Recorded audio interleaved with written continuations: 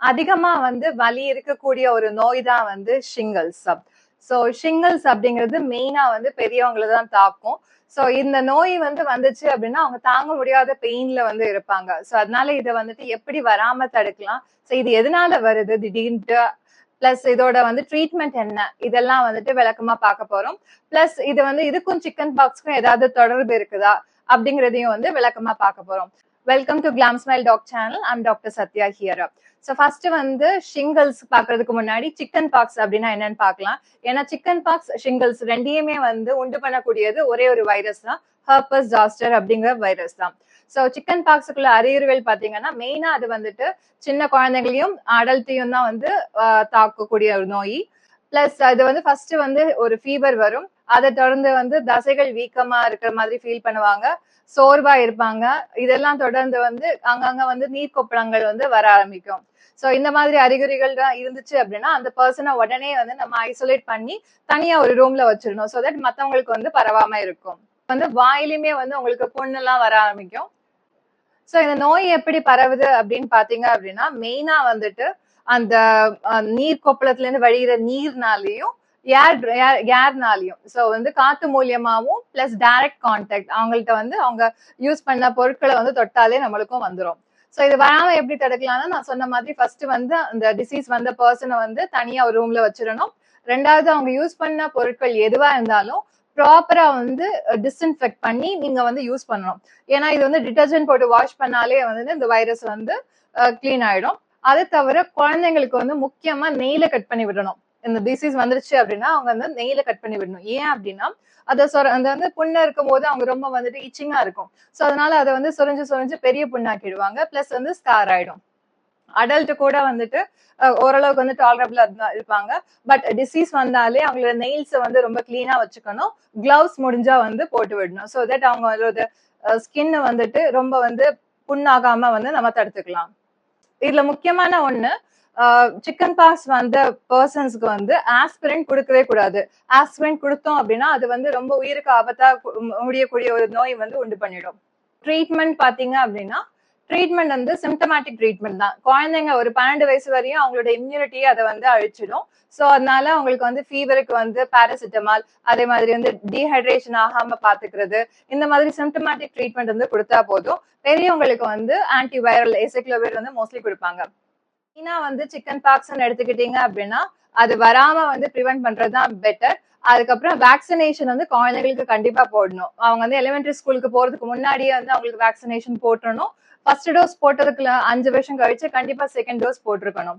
So that அவங்களுக்கு பின்னாடி அது ரீஆக்டிவேட் ஆகாம தடுத்துக்கலாம். சோ இப்ப ஷிங்கல்ஸ் அப்படிங்கிறதுக்கு வருவோம்.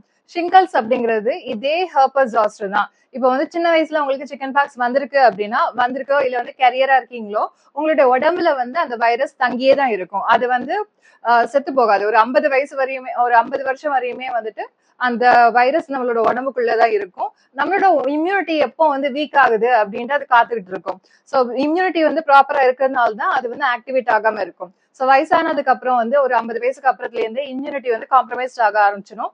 அதனால நிறைய பேருக்கு இந்த ஷிங்கல்ஸ் அந்த உள்ள தங்கி இருக்கிற வைரஸ் ஆக்டிவேட் ஆக ஆரம்பிச்சிடும். சோ இந்த ஷிங்கல்ஸ்ல என்ன பிரச்சனை அப்படின்னா இது நரம்புகளை மெயினா தாக்கக்கூடியது. சோ ஹெர்படிக் நியூராலஜியான்னு சொல்லுவாங்க. அதாவது நரம்பு மண்டலத்தை பாதிக்கக்கூடிய ஒரு வைரஸ் தான் இது. சோ ஃபர்ஸ்ட் என்ன ஆகும் அப்படின்னா பெயின் தான் இதுல வரும். ஷிங்கல்ஸ்ல பொறுத்த வரையும் ஃபர்ஸ்ட் வலி தான் வரும். வலி வந்ததுக்கு அப்புறம் தான் உங்களுக்கு ரேஷஸ் வரும். சோ வலி பாத்தீங்க அப்படின்னா உடம்புல ஒரு சைடு தான் வரும். ஃபார் எக்ஸாம்பிள் இப்போ ட்ரைஜெமினல் நர்வ் அஃபெக்ட் ஆயிருக்கு அப்படின்னா ஃபேஸ்ல ஒரு சைடு மட்டும் தான் உங்களுக்கு வலி வரும். சோ வலி வந்ததுக்கு அப்புறம் அந்த ரீஜன் மட்டும் தான் உங்களுக்கு அஃபெக்ட் ஆகும். சோ இதுவுமே அப்படிதான். இது கொப்பளங்கள் வரும்போது அந்த கொப்பளமும் உங்களுக்கு கண்டேஜியஸ் தான். அதனால நீங்களும் ஐசோலேட் பண்ணிட்டு அதுக்குள்ள ட்ரீட்மெண்ட் ப்ராப்பரா எடுக்கணும். அதே மாதிரி நீங்க யூஸ் பண்ண, அதாவது டிசீஸ் அவங்க யூஸ் பண்ண பொருட்கள் எதுவா இருந்தாலும் அதை நம்ம டிஸ்இன்ஃபெக்ட் பண்ணி தான் நெக்ஸ்ட் யூஸ் பண்ணணும். ஜிஎஸ்கே பார்மசூட்டிகல்ஸ்ல இருந்து ஒரு வேக்சின் ஒண்ணு ஷிங்கல்ஸ்காண்டி கண்டுபிடிச்சிருக்காங்க. சோ அது ஷிங்கல்ஸ் வரதுக்கு ப்ரிவென்ஷனா நம்ம அந்த வேக்சின் எடுத்துக்கலாம். சோ இதுக்கு அம்பாசிடரா கூட வந்து அமிதாப் பச்சன் தான் வந்து போட்டிருக்காங்க. ஏன்னா இது வந்து ரொம்பவே வந்து பெயின்ஃபுல்லா வரக்கூடிய ஒரு நோய். அதனால வயசானவங்க வந்துட்டு கஷ்டப்படாம இருக்கிறதுக்காக இந்த வேக்சின் வந்து நம்ம போட்டுக்கிட்டோம் அப்படின்னா நம்மளுக்கு இந்த நோய் வந்து தாக்காம வந்து பாதுகாத்துக்கலாம். சோ இதுவுமே 2 டோஸா தான் போடணும். ஃபர்ஸ்ட் டோஸ் போட்டதுல இருந்து 2 to 6 monthsல வந்து செகண்ட் டோஸ் போடணும். சோ ட்ரீட்மெண்ட் பாத்தீங்க அப்படின்னா சேம் ஏசைக்ளோவிர் அதே மாதிரி ஆன்டிவைரல் சிம்டமேட்டிக் ட்ரீட்மெண்ட் தான் வந்து ஷிங்கல்ஸுக்குமே. பட் இது வந்து ரொம்ப வலி இருக்கும் அப்படிங்கறதுனால இது வராம தடுத்துக்கிறது ரொம்ப நல்லது. ஏன்னா நரம்போட வலி வந்து ரொம்பவே அதிகமா இருக்கும், நம்மளால தாங்கிக்க முடியாது. So prevention is always better than cure. So எந்த நோயுமே வந்து வரதுக்கு முன்னாடி நம்ம ப்ரிவென்ட் பண்ணிக்கணும். இந்த மாதிரி வந்து ஒரு ஆளுக்கு இல்ல சிக்கன் பாக்ஸ் வந்திருக்கு இல்ல ஷிங்கல்ஸ் வந்திருக்குன்னா அவங்கள வந்து தனியா வந்து ஒரு ரூம்ல வச்சு அவங்களுக்கு வந்து ட்ரீட்மெண்ட் எல்லாம் பார்க்கணும்.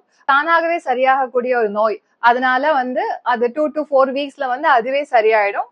சோ அதுவரை வந்து ட்ரீட்மெண்ட் ப்ரிவென்ஷன் இது எல்லாத்தையும் வந்து கரெக்டா வந்து பாத்துக்கணும்.